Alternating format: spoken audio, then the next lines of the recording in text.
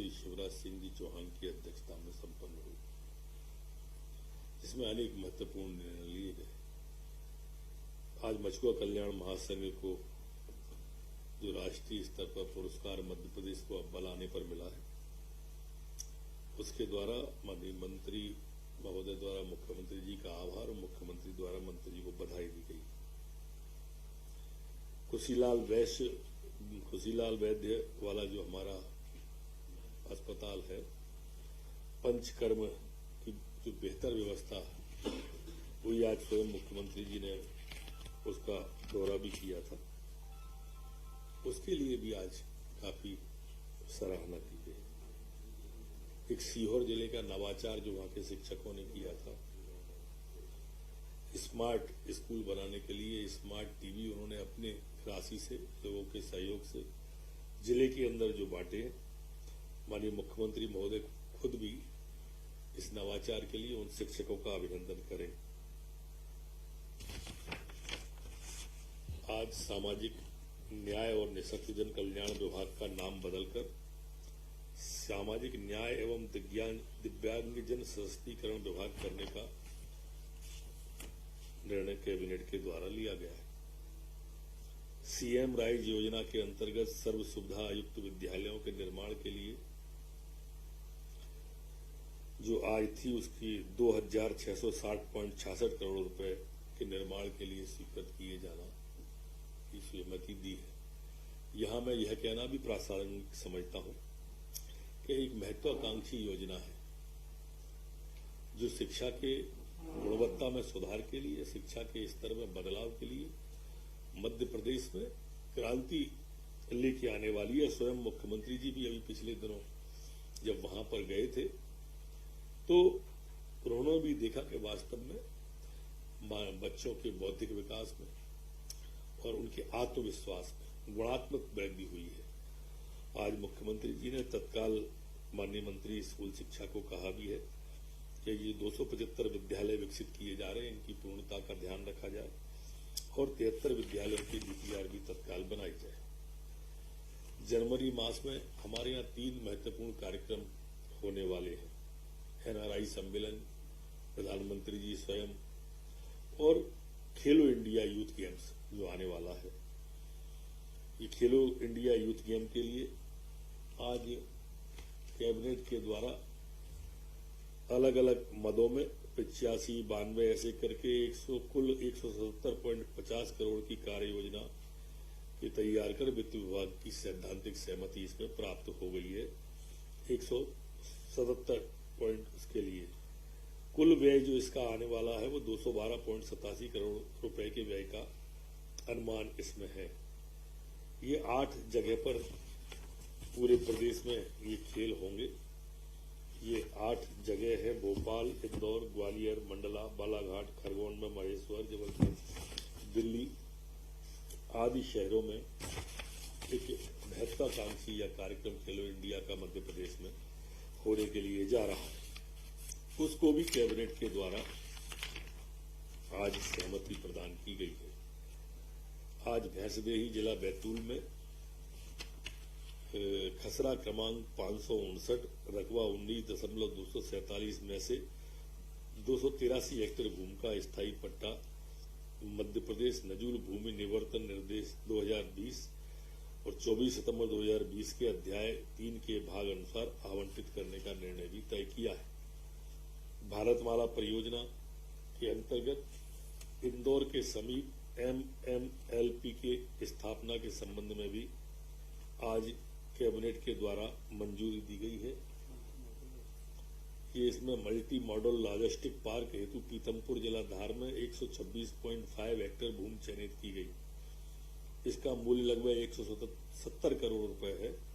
इस भूमि में से लगभग 107 हेक्टेयर भूमि निजी है। इसके लिए भू अर्जन किए जाने के प्रस्ताव को भी आज मध्य प्रदेश की कैबिनेट के द्वारा मंजूरी दी गई है।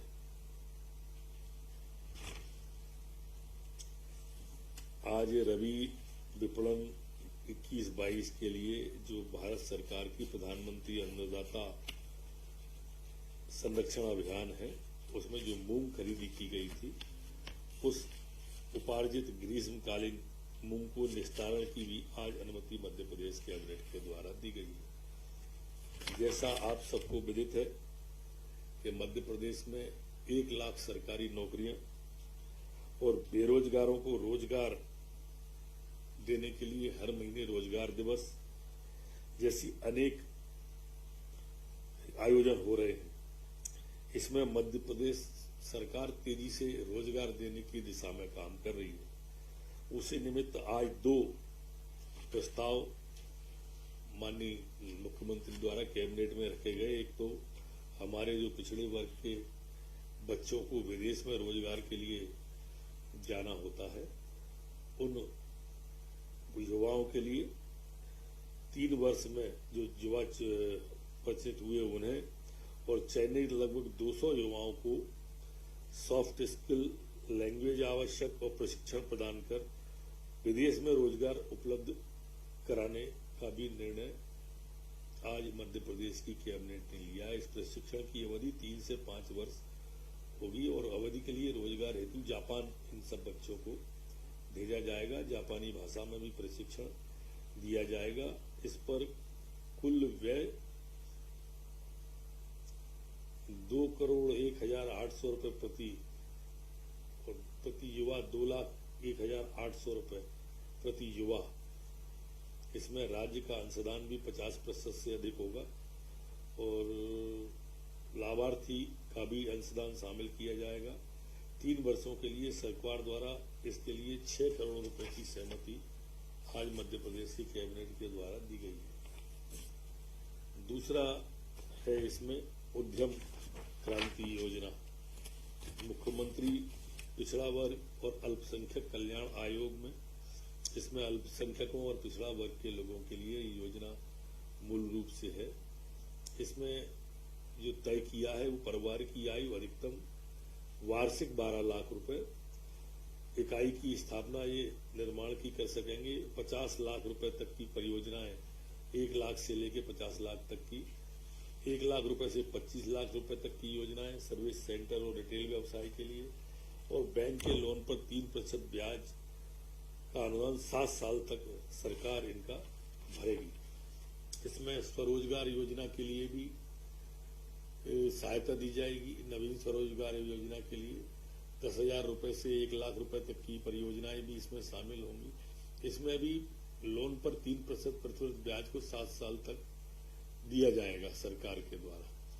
इस योजना से 3 साल में 30,000 हितग्राहियों को 12 करोड़ 50 लाख रुपए तक की परियोजनाओं की सहायता दिए जाने का लक्ष्य इसमें रखा गया है।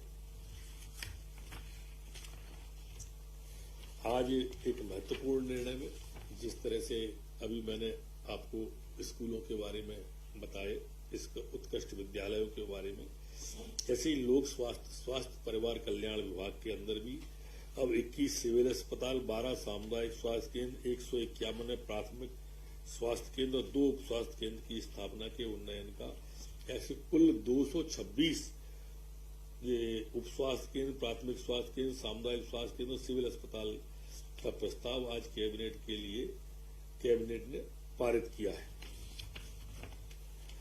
Chhindwara institute of medical science की स्थापना के लिए पुनरीक्षित प्रशासकीय स्वीकृति आज दी है। 665 करोड़ के स्थान पर यह 768.22 करोड़ की स्वीकृति इसमें प्रदान की गई है।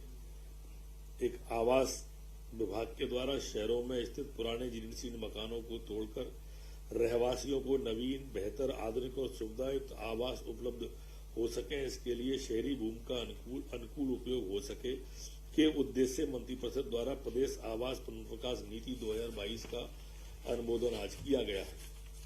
आज संत रविदास स्वरोजगार योजना, डॉक्टर भीमराव अंबेडकर आर्थिक कल्याण योजना एवं मुख्यमंत्री अनुसूचित जाति विशेष परियोजना वित्त पोषण योजनाओं की स्वीकृति भी आज मुख्यमंत्री के द्वारा कैबिनेट में दी गई है। इसमें 18 से 40 वर्ष तक के स्थान पर अब 18 से 45 वर्ष करने का और शैक्षणिक में भी 12वीं के स्थान पर 8वीं कक्षा उत्तीर्ण करने का अनुसमर्थन आज बाबा साहब अम्बेडकर और संत रविदास स्वरोजगार योजना के लिए किया है। जैसे हमारे सिंहस्थ में महाकाल कॉरिडोर के बाद में आपने देखा होगा कि सैलानियों की, तीर्थयात्रियों की, धार्मिक यात्रियों की संख्या में तेजी से इजाफा हुआ है। आज भी पर डे लगभग 1.5 लाख, 1 लाख, 2 लाख लोग पर डे उज्जैन में आते हैं। तो उज्जैन में स्वाभाविक रूप से पूरे देश का ध्यान आकर्षित किया प्रधानमंत्री जी के आने के कारण से। अब वहां पर जो कान्ह नदी है और उसका जो दूषित जल है वो उज्जैन में क्षिप्रा में मिलता था, तो वो जल क्षिप्रा में नहीं मिले। उस जल को डाइवर्ट करने के लिए, दूषित जल को करने के लिए एक परियोजना की स्वीकृति आज कैबिनेट के द्वारा दी गई है, जिसकी लागत 598 करोड़ 66 लाख की है। और यह काम सिंहस्थ से पहले करने का भी आज मुख्यमंत्री जी ने तय किया है। इसका रखरखाव का भी जिम्मा एजेंसी 15 साल तक इसमें वहन करेगी। 108 फुट ऊंची बहुधातु प्रतिमा, जैसा आप देख रहे होंगे, मान रहे होंगे कि सिंहस्थ आने वाला व्यक्ति हर एक ओंकारेश्वर जाते ही है। और वहां पर भी एक बड़ा कॉरिडोर हमारे शंकराचार्य जी जो थे, उनकी 108 फुट ऊंची धातु की प्रतिमा का निर्माण जो हो रहा है, उसके लिए आज पुनरीक्षित लागत 198.25 करोड़ की स्वीकृति प्रदान की गई है। इससे हमारे सारे संत समाज में हर्ष है कि शंकराचार्य जी की प्रतिमा, शंकर प्रथम की वहां पर हो रही है। इसी तरह से दूरसंचार सेवा, इंटरनेट सेवा, अवसंरचना प्रदान, वायर लाइन आधारित वॉइस और डाटा सेवाएं उपलब्ध कराने के लिए आज संरचना स्थापना सुगम बनाने के लिए भी नीति और दिशा निर्देश पर सहमति कैबिनेट के द्वारा दी गई है। ये जो राज्य साइबर सुरक्षा में जो सेंध लगाने की कोशिश होती है, उसके लिए एक राज्य computer security incident response team की भी चर्चा होकर सहमति प्रदान की गई है। जैसा आप सबको मालूम है कि हमारे मध्य प्रदेश लोक परिसंपत्ति प्रबंधन विभाग के द्वारा इसमें सागर जिले की रहली तहसील का डीएस कंस्ट्रक्शन को 8 करोड़ 80 लाख रुपए के लिए दिया है। इसकी रिजर्व प्राय 3 करोड़ 52 लाख थी, जिससे 2.5 गुना ये राशि आई है। 100% राशि जमा करने के बाद में रजिस्ट्री करने का कैबिनेट ने तय किया है। इसी तरह से बिचौली हैप्सी इंदौर के अंदर की भूमि है, उसे 8 करोड़ 15 लाख 92 हजार में दिया है। इसकी रिजर्व मूल्य 1 करोड़ 92 लाख था, ये 7.28 गुना ज्यादा आया है। ये भी 100% राशि जमा करने के बाद में रजिस्ट्री का है। इसी तरह से चौरई जिला छिंदवाड़ा की है, एक स्क्रैप है, जो मशीन का जो लोहा खराब हो जाता है, उस लोहा खराब को जो सोयाबीन प्रसंस्करण था उसका स्क्रैप था ये, इसकी नीलामी की गई है, जो 11 करोड़ 1,38,000 रुपए जिसकी गई है। इसकी रिजर्व प्राइस 2 करोड़ 27 लाख थी, उससे चौगुनी राशि में ये आई है। 100% राशि जमा होने के बाद उठाने की सहमति दी है। इसी तरह से खाद्य और नागरिक आपूर्ति विभाग का देवगांव पिपरिया जिला नर्मदापुरम का है, ये 5 करोड़ 49 लाख में दिया है। रिजर्व प्राइस 2 करोड़ 14 लाख थी, ये भी 2.57 गुना अधिक आई है। 100% राशि जमा करने के बाद देने का आज कैबिनेट के द्वारा तय किया गया है। आज न्यायिक अधिकारियों के वेतन और प्रोक्षण नियम का सृजन किए जाने का भी तय किया है। इसमें लगभग 235 करोड़ रुपए का व्यय अनुमानित है। इसमें 15 स्टेट पहले इसे कर चुके हैं और इसलिए आज कैबिनेट के द्वारा एक यूजीसी, अब मैं समझ नहीं आ रही